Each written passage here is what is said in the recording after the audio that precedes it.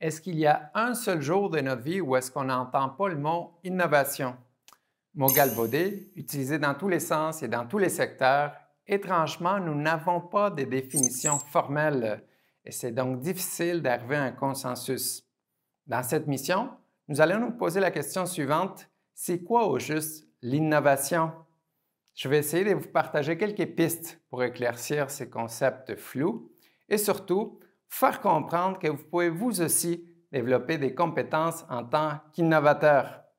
Si je vous demandais de nommer 2 ou 3 entreprises innovantes, les premiers noms qu'on aurait tendance à entendre, c'est Apple, Google ou encore SpaceX. Ce sont effectivement des organisations qui ont fait des pas des géants en développant des pratiques innovantes et la vision des fondateurs s'est souvent traduite dans des produits et des services révolutionnaires. Ceci dit, c'est très limitatif que de concevoir l'innovation de cette manière, car on aurait tendance à croire que l'innovation est seulement technologique et que ça prend absolument un profil des génies à la tête. En effet, l'innovation a toujours existé à travers l'histoire et dans tous les domaines. Un service éducatif peut l'être, la manière de faire une campagne publicitaire, la manière d'écrire un livre, par exemple, ainsi que la manière de gérer des humains, tout comme la manière de servir un client ou même la manière de compléter un devoir. La raison pour laquelle on associe trop souvent l'innovation à des compagnies technologiques, c'est que ce secteur, pour survivre et se démarquer, n'a pas eu le choix que d'innover, et ceci de manière radicale. De plus, la technologie est un peu sournoise, dans le sens qu'elle a une certaine lueur qui fait en sorte de la rendre attrayante à nos yeux. Donc, le premier mythe que nous allons briser ensemble, c'est que l'innovation n'est pas nécessairement technologique.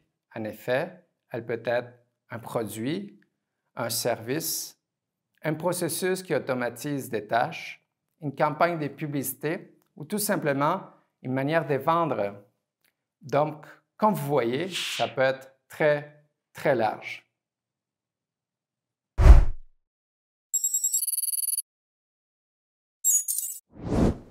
Mais qu'ont-ils en commun, ces éléments qu'on vient de nommer, pour pouvoir les qualifier d'innovants?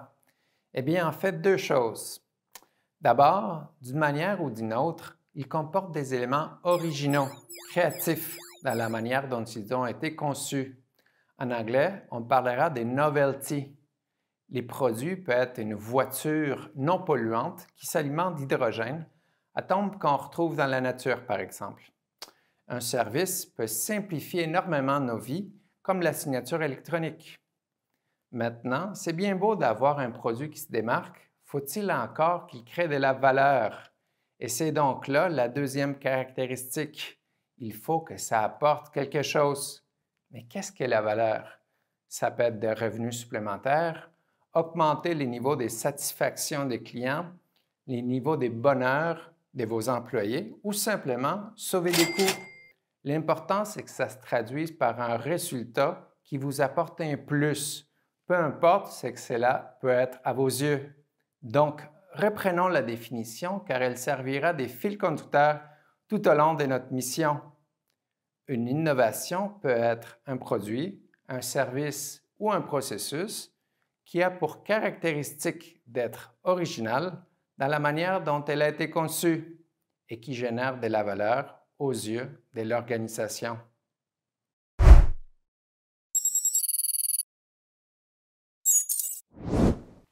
Une autre question qui nous vient à l'esprit est: pourquoi les gens innovent-ils? Qu'est-ce qui les motive au juste? Quelles sont les raisons qui font en sorte qu'une personne peut abandonner leur emploi ou leur parcours universitaire pour se lancer exclusivement à la poursuite de leur idée? Évidemment, il peut y avoir plusieurs raisons derrière cela et personne n'est pareil. Mais le dénominateur commun qu'on retrouve le plus souvent n'est pas les faits qui sont à la recherche d'argent à tout prix. Ceci est un autre mythe d'innovation.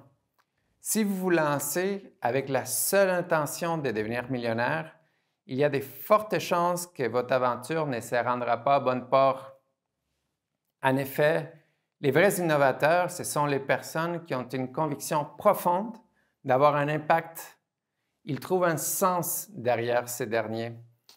En anglais, on va parler des purpose. Et l'innovation va simplement servir des véhicules, des moyens donc pour atteindre leur vision. Remarquez qu'on confond souvent les véhicules, un iPhone par exemple, et ce qu'il nous apporte, ses bénéfices, comme par exemple la tranquillité d'esprit, le plaisir de voir mais c'est très cher, ou encore d'être facilement informé. Et c'est l'erreur numéro 1 des compagnies qui ont été innovantes et qui ne le sont plus. Elles se sont attachées au produit lui-même en perdant des perspectives les bénéfices qu'il apportait. Un innovateur, une innovatrice commence souvent avec cette création des valeurs et ensuite devient obsédé à prototyper et à itérer les meilleurs véhicules pour atteindre cette vision.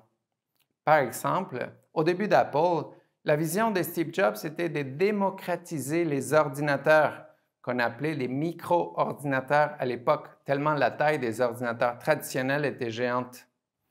Seulement les grandes compagnies pouvaient s'en payer un et donc Apple Computers, comme ça s'appelait à l'époque, avait cette mission de les rendre accessibles à n'importe quel citoyen.